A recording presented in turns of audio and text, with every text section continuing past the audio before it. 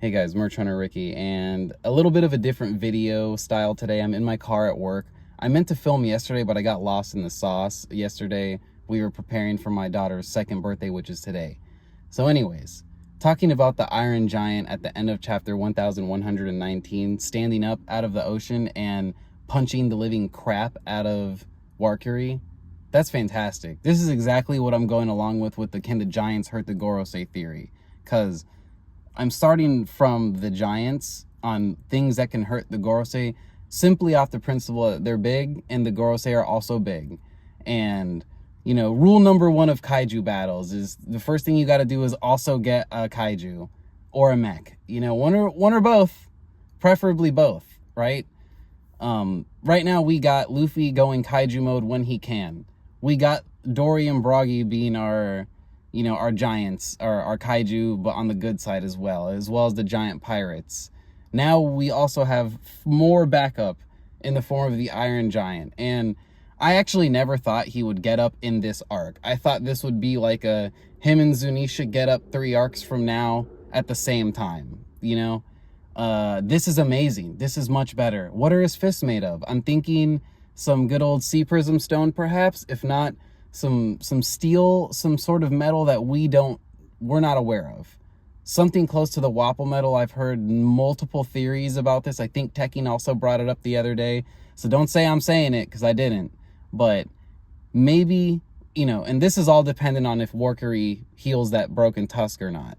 You know, should he heal that broken tusk, then, you know, none of this matters. But if he doesn't, whatever that robot is made out of is demon slaying energy, you know?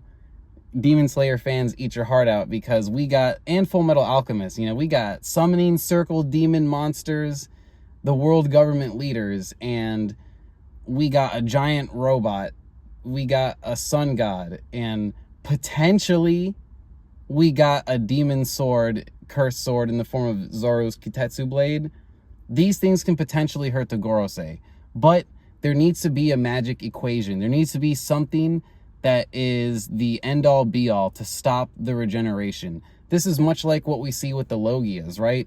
Each Logia, on top of having the hockey weakness, comes with another weakness to its devil fruit.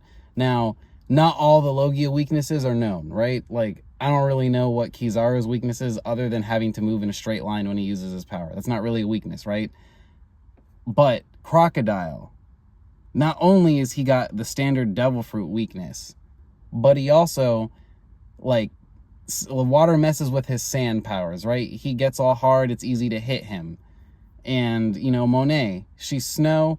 When she's not concentrated enough, she can't get her act together. And maybe that's like all Logias, but like, Monet couldn't even reform. And I feel like, you know, snow being the element that it is, you know, like a flux between, you know, ice and water, Monet is also in flux. So if she is not mentally stable, she cannot stabilize her devil fruit.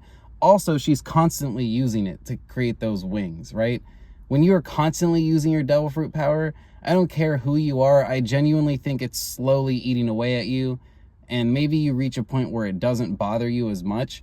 But I know that just simply having a devil fruit and constantly using it is a bad idea. Hey guys, post wisdom tooth pull Ricky here, and what I wanted to bring up about Monet constantly using her devil fruit power and it always being something that like drains her energy is that the Gorosei are going in and out of their yokai form, but we don't know how they're doing that, and if it's a devil fruit or if it's just borrowed power. So if it's borrowed power, who are they borrowing it from? If it's their natural power, do they choose to be humans, or are they like human demon monsters? You know, they can just do what they want. Or were they humans that gained this power from a devil fruit?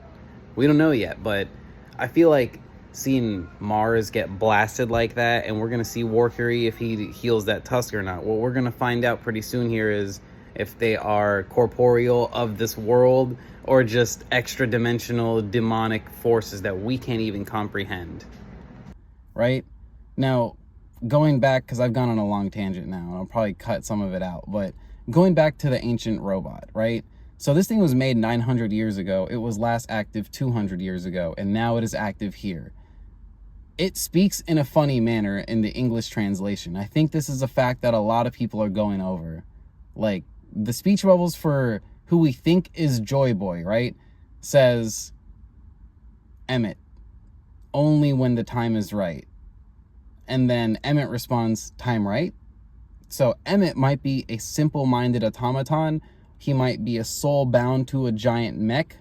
I think he's a simple-minded automaton. A lot of people are thinking he's like a Ors-style giant, ancient Oni, like Full Metal Alchemist Alphonse style, put into that robot. And if that's the case, hell yeah, brother, sign me up.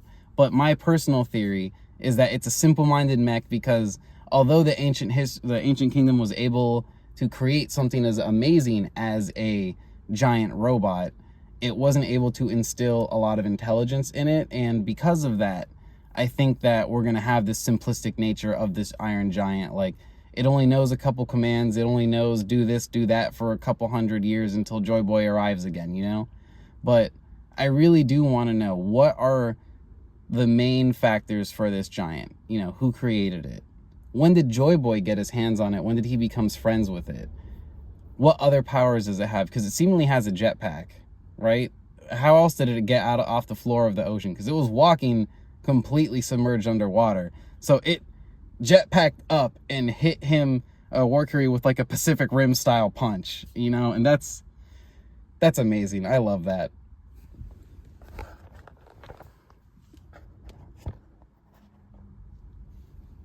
So in short, I want to talk about how I think the ancient robot was created before Joy Boy got his hands on it. Now, I don't know how long ago, right?